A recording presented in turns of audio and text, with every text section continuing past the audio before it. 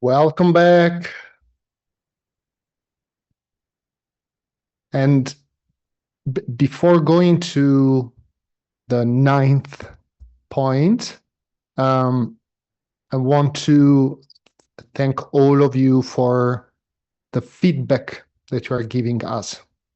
Um, it's impossible to please everyone. We are getting really, it's very important to know from you to improve time by time. There are people who are happy with more content, with more questions, with more time to balance. So just be sure that the feedback are very precious, and we are always committed to deliver the best possible for the majority of us, at least. Okay. So let's proceed. Let's now approach self-love versus the need to accumulate. Those who suffer from low self-esteem and fear tend to accumulate money compulsively as a kind of protective shield to fill psychological voids. By contrast, those with deep self-love, who recognize their own intrinsic worth, have no need to show off. They can afford to be authentically humble and, very important, let wealth circulate. So, question number 9. Do you accumulate money to protect yourself, or does your sense of security come from self-love? The example that you have could be, my security comes from the deep love and respect I have for myself. So 2 minutes to write down your answers.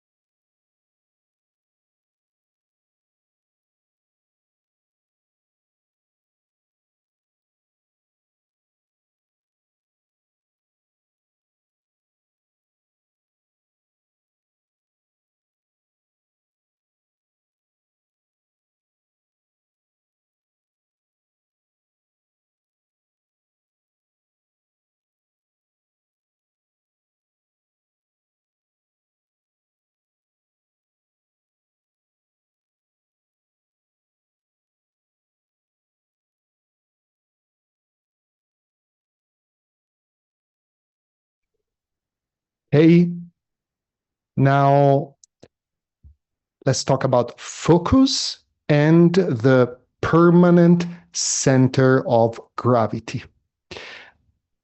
fulfillment, including economical fulfillment, requires building a strong, unshakable inner center. When you have a clear goal or mission on the outside, every personal or personality-based problem gets absorbed and put into perspective, turning you into a focused channel like a laser. So here, the question is, do you have a strong, stable inner center? Do you have a clear mission or goal that lets you stay steady even when personal problems arise? And if no, what do you want instead?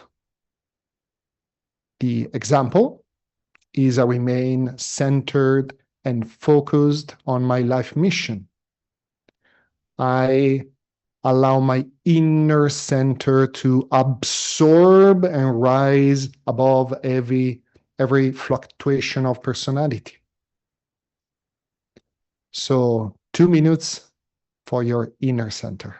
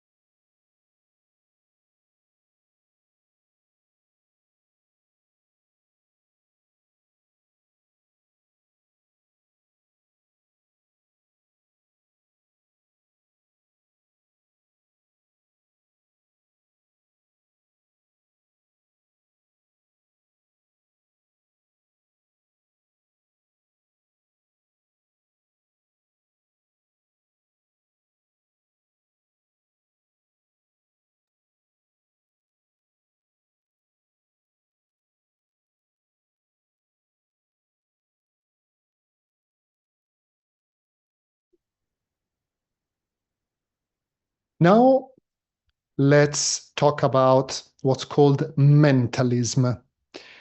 That means that the mind has the power to influence matter itself. This is one of the deepest secrets behind manifestation. Every clear, sustained thought is already a form taking shape in physical reality. Long before talking about abundance, it becomes a bank balance. So this power, we don't want to use this power carelessly. Its true purpose must be examined honestly. And also one possible question is, are we creating from ego or from soul? So the question is your desire for abundance driven by ego or by the deepest purpose of your soul? If by ego, what do you want instead? And the first example is my clear and focused thought precipitates abundance into physical reality. Another example, I create only from the soul. So ready to write your answer?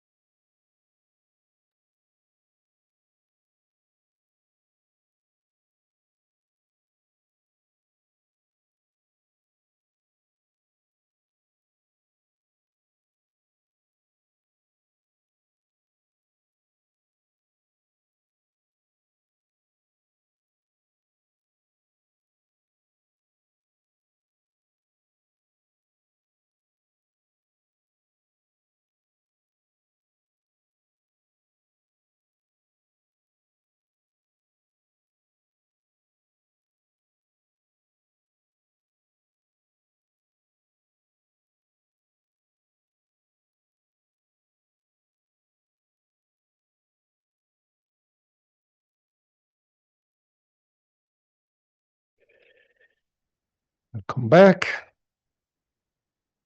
Time for correspondence. As above, so below. So the universe is intrinsically abundant. Nature itself proves it. Think about galaxies, cells, grains of sands. None of them know scarcity.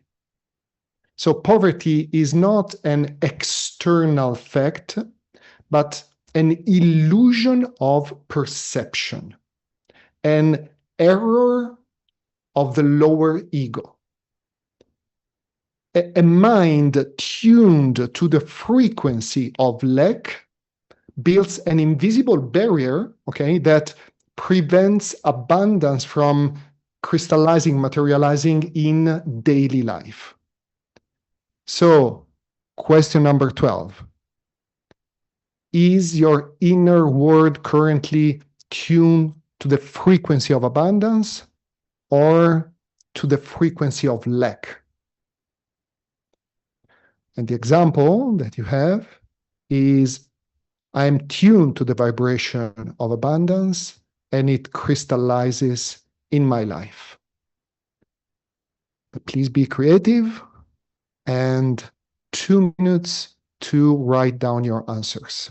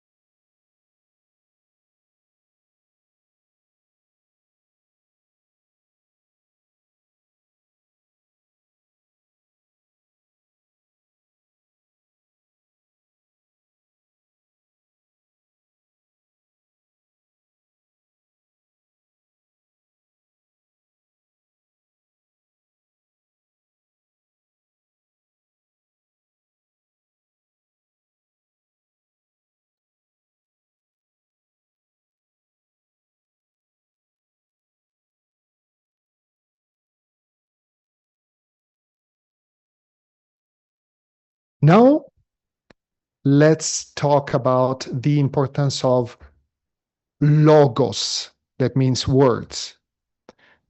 Every word spoken about money is not just a description. It is a command that shapes the reality, what comes next. So declaring lack, even casually, reinforces it. Declaring abundance, spoken with conviction, begins to precipitate it into a form. So the way, pay attention, the way we speak about wealth is itself an act of creation. So, question number 13. What do you usually say about money?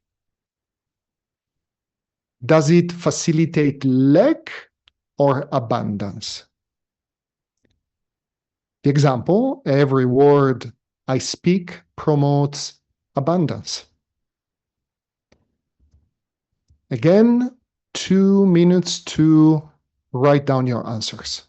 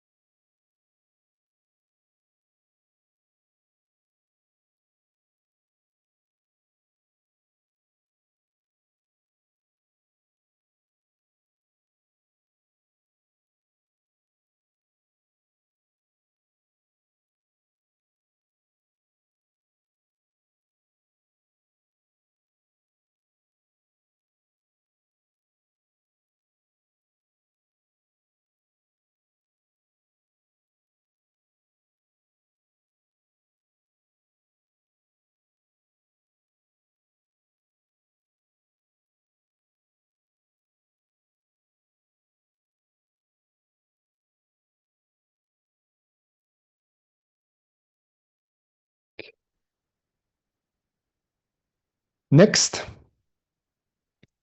another crucial aspect is that timing is everything. Wealth flows to those who know when to invest and create, and also when to rest and receive the fruits, rather than forcing everything to happen on the ego's schedule.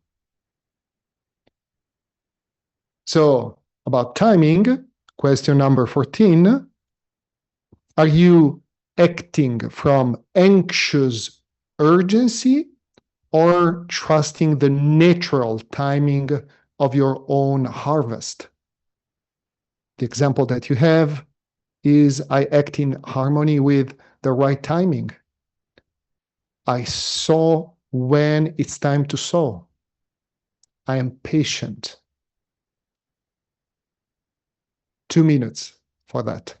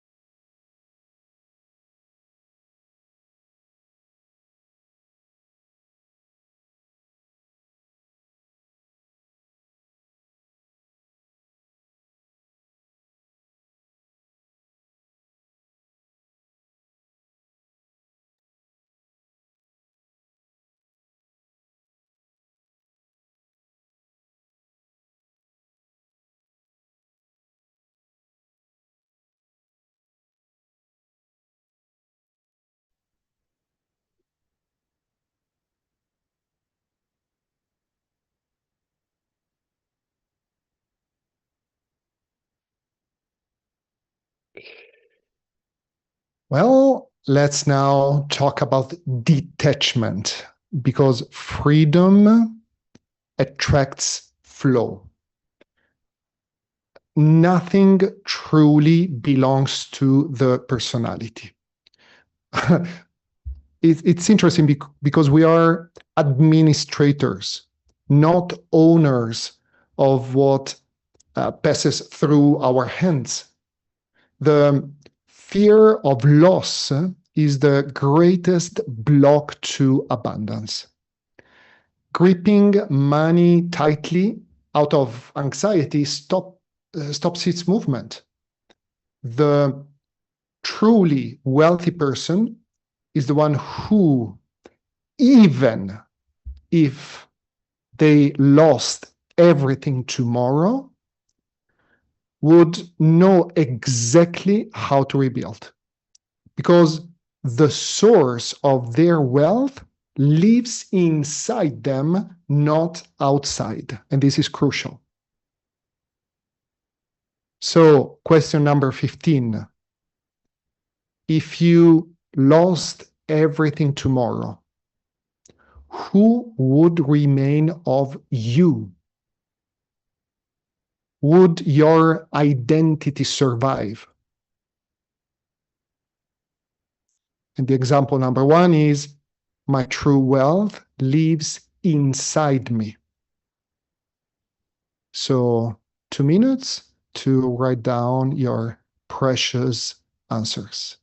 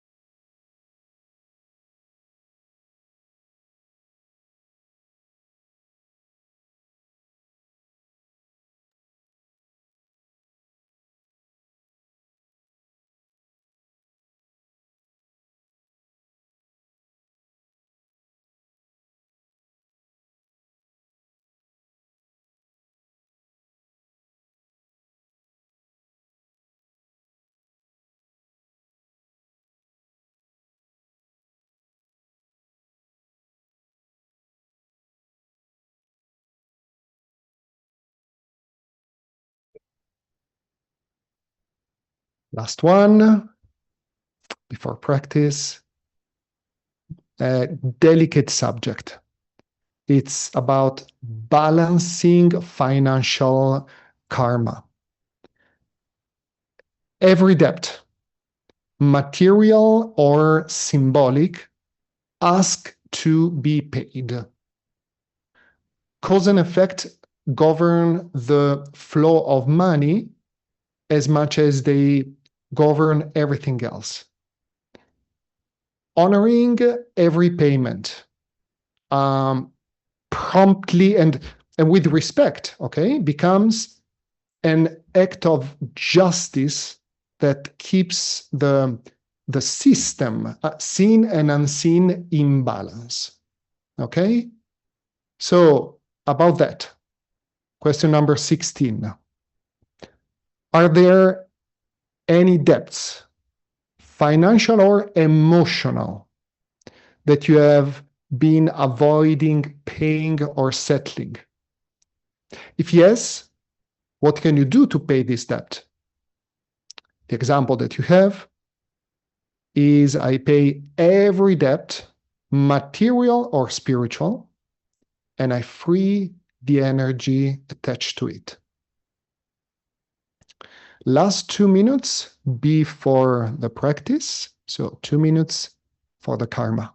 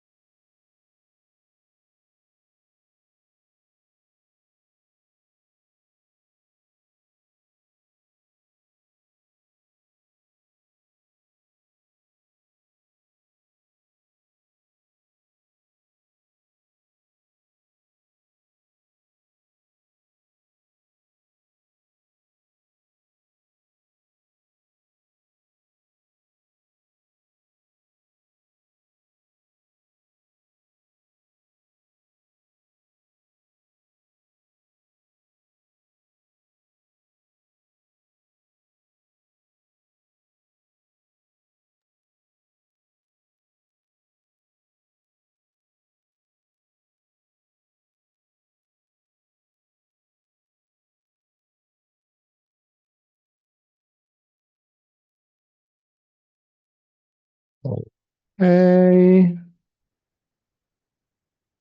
Perfect.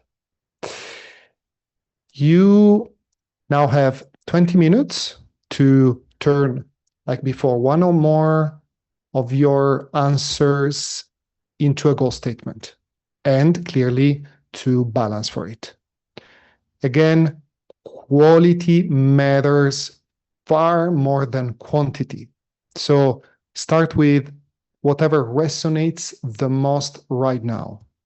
Stay flexible, curious, and honest with yourself. Make the most out of these 20 minutes and again, be already different by the end of this immersion. 20 minutes from now.